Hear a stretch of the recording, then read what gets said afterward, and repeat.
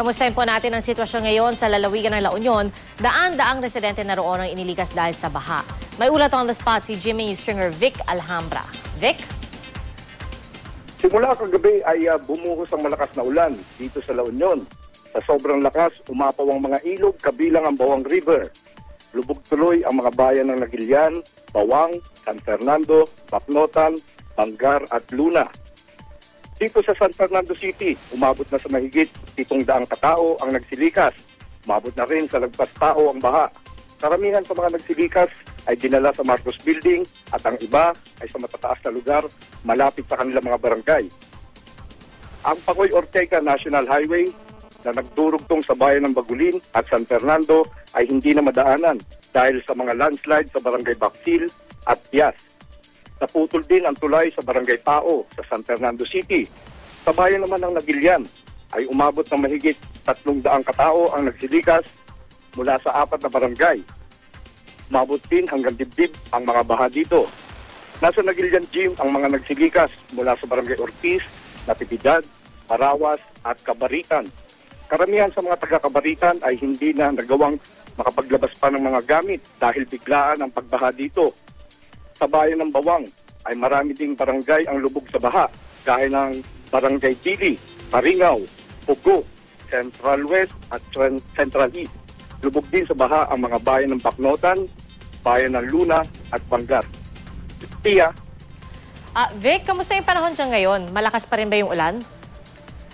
Medyo humina ngayon pero tuloy-tuloy pa rin, pabukso-bukso pa rin ang malakas na ulan.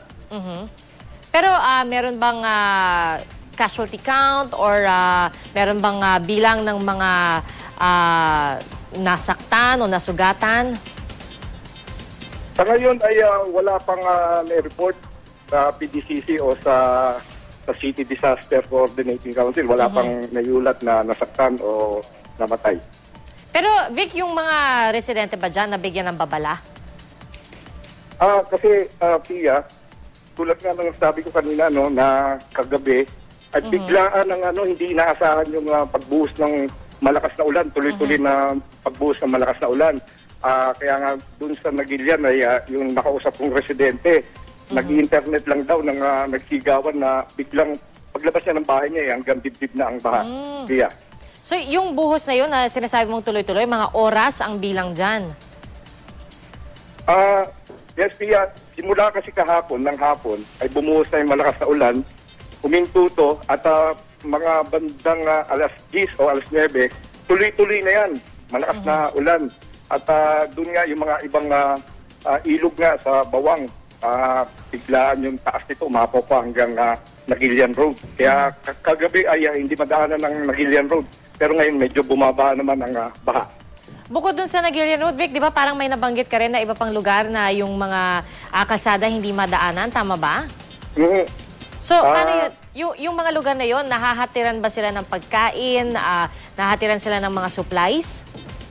Sa ngayon kasi, nandito ang National Red Cross, nandito ang CDRRMC, nandito rin ang PDRRMC na nagdadala ng mga relief goods. Doon sa may sa City Disaster, nagpapak sila ng mga pagkain ngayon. Alright. So, yung tugon ng lokal na pamahalaan, Vic, masasabi mong naging sapat naman? Naging sapat naman. Pero karamihan nga doon sa yung mga kagamitan ng mga kababayan natin ay hindi na naisalba dahil nga sa biglaan ng pagtaas nito. Kasi hindi inaasahan yung ganito Yung bihira ito nangyayari. Alright. Well, Vic, maraming salamat sa iyo. Si GMA News Stringer Vic Alhambra ng La Union. Ingat kayo dyan.